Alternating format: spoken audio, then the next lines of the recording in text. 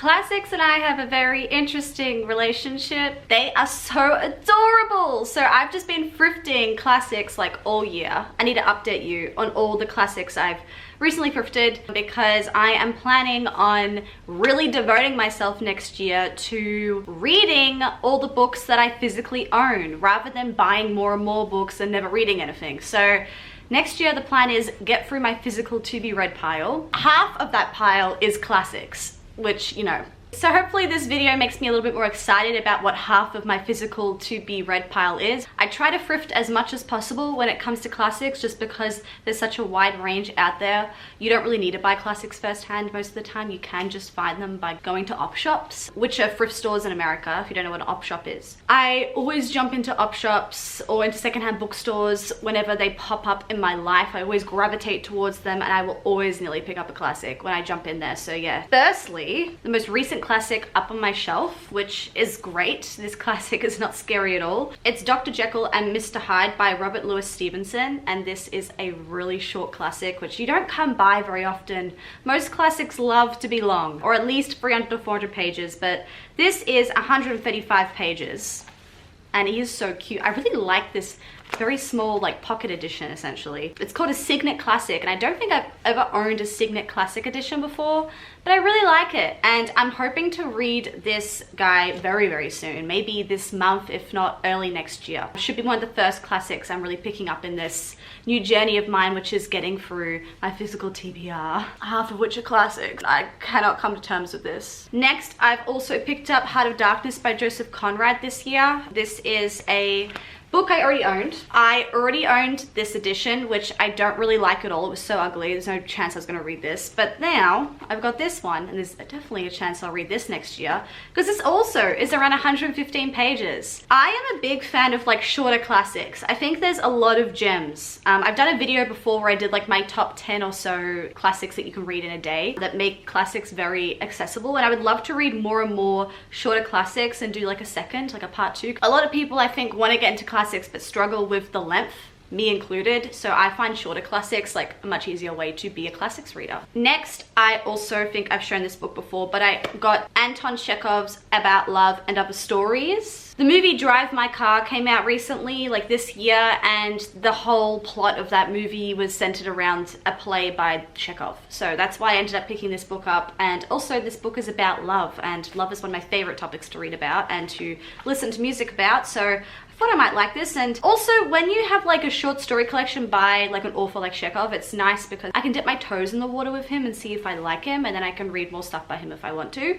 So this is a good starting point for me with him, I think. And then also in my apartment building here in Melbourne, there is like a library swap downstairs where I can take books for free. So I am always scanning, like whenever I go past to throw out the recycling, I'm always like scanning the books to see if there's anything that I like the look of. And Marcel Proust, In Search of Lost Time. This is volume 4, Sodom and Gomorrah, I believe is how you say it. This is volume 4, but this is a series that I wanted to read that is on my to be read on Goodreads. Obviously I would like to start with volume 1 and I will, but it's nice to have volume 4 on me. This clearly will not be a book that I can read next year though, but I just wanted to pick it up because it was for free. Next I have a few Black Penguins. First I have The Three Musketeers, which I also picked up from downstairs. This is by Dumas.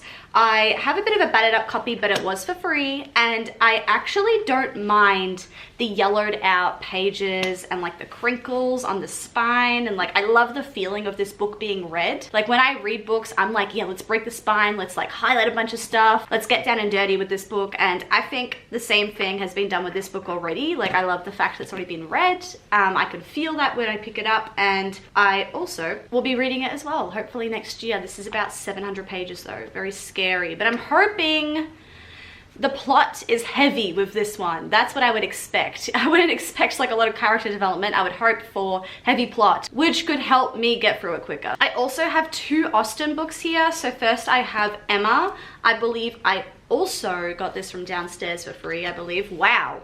If I really think about all the books I've gotten this year from that library swap. I probably should put some there myself. This is another like worn out edition of a book, which I love the feel of. And I also really like the black classics, as long as I don't mind the picture. And I really don't mind the picture with this one at all. So this is pretty good to have. I'm pretty happy with this. I also used to have a copy of Emma that I didn't really like. It was like blue and a hardcover, and I actually prefer a lot of my classics to be paperbacks. Find it easier to carry around. I find paperbacks just easier to read in general as well, and just to tab and stuff. Oh, I got a free bookmark as well. Cullen's bestsellers. And the other edition of an Austen that I recently got that I really like is this edition of Pride and Prejudice. So this also has like the black spine, but it's a bit different. It's not the actual Black Penguin classics. I believe these editions might have been like a bit older. I don't think they sell anymore in like normal first-hand bookstores. I love the front cover.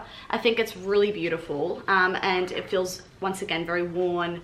Love the print. I'm loving everything about this edition, so this makes me very excited to read this book. This is obviously at the top of my list in terms of classics I want to get around to in my life, so I'm hoping next year is the year of the classics. Maybe if I pick up the right classics, it will work out. This is meant to be like good, right? I've heard. I have also picked up so many Shakespeares this year. I really want to get back into Shakespeare.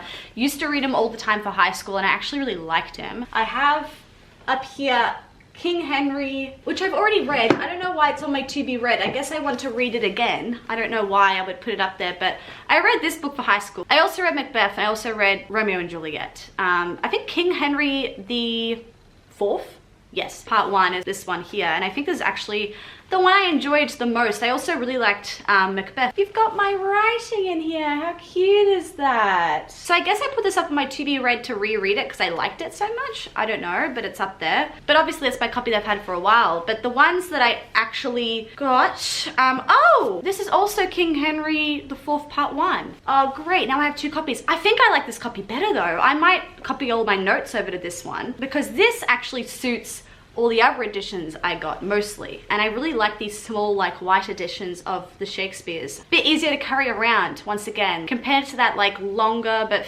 thinner blue edition. I don't know, it's not really my style, so it reminds me too much of high school, which I don't want to be reminded of, honestly. So yeah, I think I really much prefer this edition. I'm gonna reread this book, put all my notes into this one. That will be the plan actually, and I might have that on board, have it next to me just to copy the notes over as I go. And I also have 3 other Shakespeares in the exact same edition, which I really like. I got most of these also from downstairs. I have The Tempest, I have Macbeth, which I want to reread, and I also have Othello. I really love these editions. I keep saying that over and over again, but that's the thing with classics. Like, you'll have 100 different editions of the one book, and it's just, you know, you just go through them all and you figure out which one you like the best. And it's sort of fun like that compared to like a new release where they only have the one edition. You're like, I don't really like that though. All matching. Wah! These are all matching, so we're going to do a lot of Shakespeare next year, I believe. I hope. I'll be very surprised if I do that, but I would like to say at the moment that I am doing that.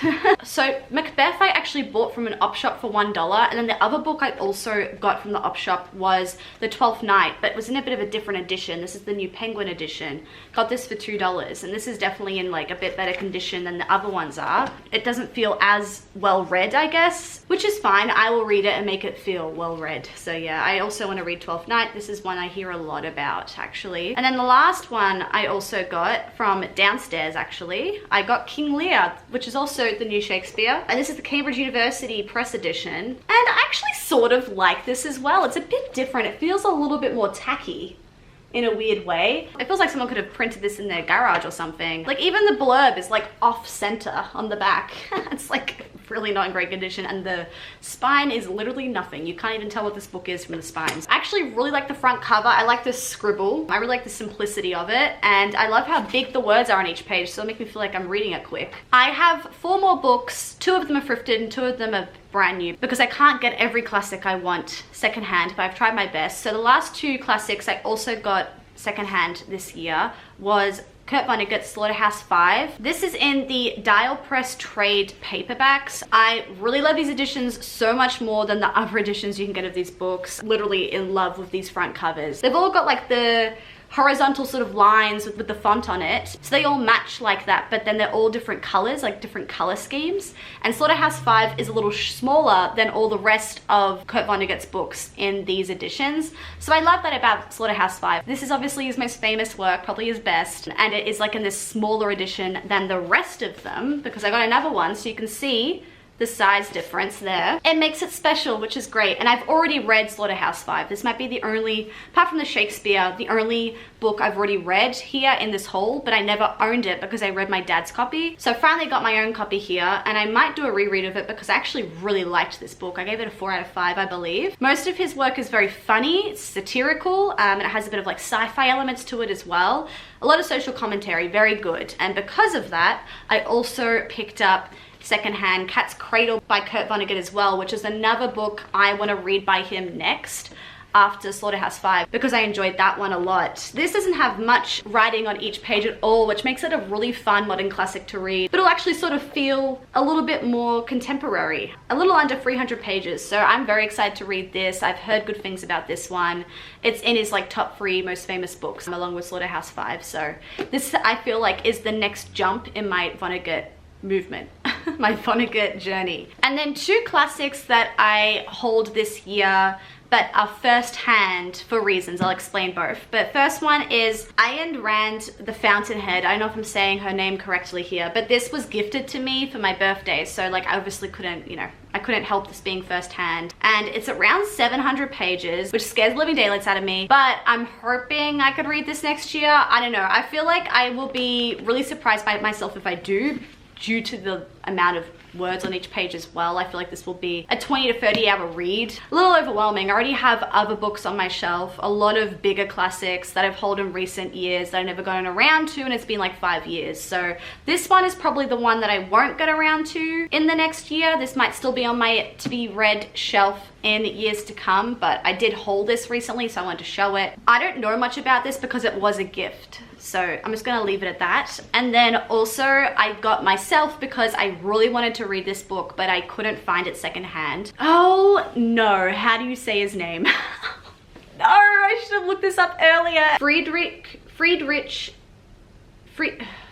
Nietzsche, and this is On the Genealogy of Morals, which is a philosophy book, and I want to read more philosophy, and I specifically want to read from this dude because I've heard good things about him. I am currently reading like my first proper philosophy book, The Last Day of Socrates by Plato, and I'm actually enjoying it. I'm about halfway through, and this is another shorter book. It's under 150 pages, and I'm hoping I'll like it. I feel like this guy will be up my alley. I really love this cover as well. This is another Black Penguin classic. I love a painting on the front of a book. Like, that's one of my favorite things ever. I just wanted another philosophy to jump to if I felt like after Socrates I wanted to read another philosophy soon, because I didn't have any other philosophy on my shelf. It's sort of like Murakami. I always like to have a Murakami on my shelf that's not read yet, so I can always jump to him whenever I feel like it. In this book, he dissects the basic concepts of good, bad, and evil, going on to examine humankind's transformation from barbarous creatures into civilized beings who can feel remorse, regret, pity, and compassion, but in the process destroy instinct and freedom. So interesting to me. I love to dissect humans. I don't want to interact with many humans, but I love to sit back and analyze and observe and like really dissect what's going on with them, if that makes sense. So philosophy, like reading philosophy, is very much what I like to do with my time, I'm realizing. It's like, I think the only thing is just getting used to reading philosophy, because even though I like it and I can tell, I think like by the time I'm 60 I'm gonna be eating it all up. It's gonna be a bit of a slow journey just getting into it, because it is very different from most other stuff I've ever read before. So it just takes a bit of time, I think, to get used to the way philosophy in general as a genre is written. Those are all the classics that I have 95% thrifted, and then 2 classics I didn't thrift, unfortunately, but I try to aim for 100 and I was pretty close there. I thrifted this year as much as I can with classics, and next year I hope to not buy as much but to read more, so we'll see how that goes. I hope you enjoyed this video. Let me know if you've read any of these books and what you think of any of them. I love to hear about people's opinions of my books, especially ones I haven't read yet, because I don't know much about them, but I'm really excited. And I'll see you very soon in my next video, hopefully. Bye-bye.